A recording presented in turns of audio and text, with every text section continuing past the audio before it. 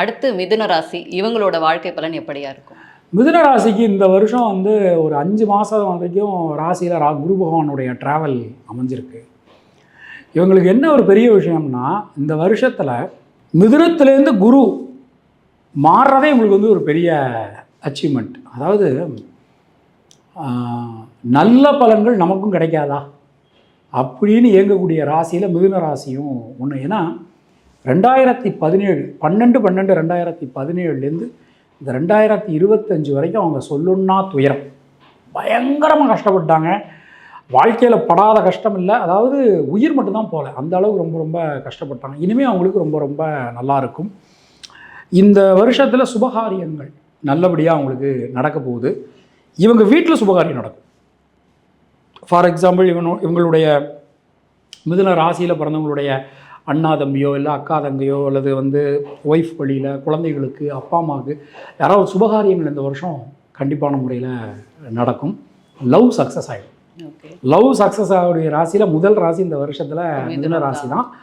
Love எப்படி success ஆகும்னா, ரொம்ப நாளாக லவ் பண்ணிக்கிட்டே இருந்திருப்பாங்க. அவங்க வந்து இரு வீட்டார் சம்மதத்தோடு அவங்களுக்கு இந்த வருஷம் மேரேஜ் நடக்கும்.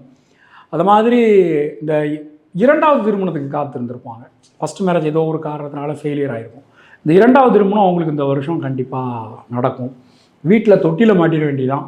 இந்த வருஷம் நல்லா இருக்கு அவங்களுக்கு. சந்தான விருத்தி ரொம்ப ரொம்ப நல்லா இருக்குது. அது மாதிரி வேலைவாய்ப்பு நல்லா இருக்குது, வீடு மண்மன யோகம் நல்லா இருக்குது, எல்லாமே அவங்களுக்கு ரொம்ப ரொம்ப சிறப்பாக இருக்குது. தொழில் உத்தியோகத்தில் தொழில் வந்து விரிவாக்கம் பண்ணுறது, எக்ஸ்பேண்ட் பண்ணுறது, நியூ பிரான்ச்சஸ் ஓப்பன் பண்ணுறது, நியூ இன்வெஸ்டர்ஸ் கிடைக்கிறது, அவங்களுக்கு அது கிடைக்கும். சுப்பீரியர் கூட இருக்கக்கூடிய அந்த மனத்தாங்கல்கள் கண்டிப்பாக ரீலொகேட் ஆகணும்னு நினைப்பாங்க.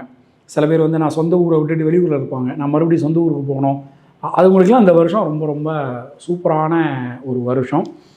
எதில் கவனமாக இருக்கணும் அப்படின்னா, புதுசாக சொத்துக்கள் வாங்குகிறாங்க, இல்லை நியூ இன்வெஸ்ட்மெண்ட் பண்ணுறாங்க, இல்லை நியூ இன்வெஸ்டர்ஸ் வராங்க அப்படிங்கும்போது அந்த டாக்குமெண்ட் பேப்பர்ஸில் வந்து கொஞ்சம் கவனமாக இருந்துக்கணும். ஹெல்த் வைஸ் இவங்களுக்கு ரொம்ப சூப்பராக இருக்குது, ரொம்ப ரொம்ப நல்லா இருக்குது. ஒரு தைரியமாக தன்னம்பிக்கையோட எழுச்சி பெறக்கூடிய ராசி மிதுன ராசி. ஓகே.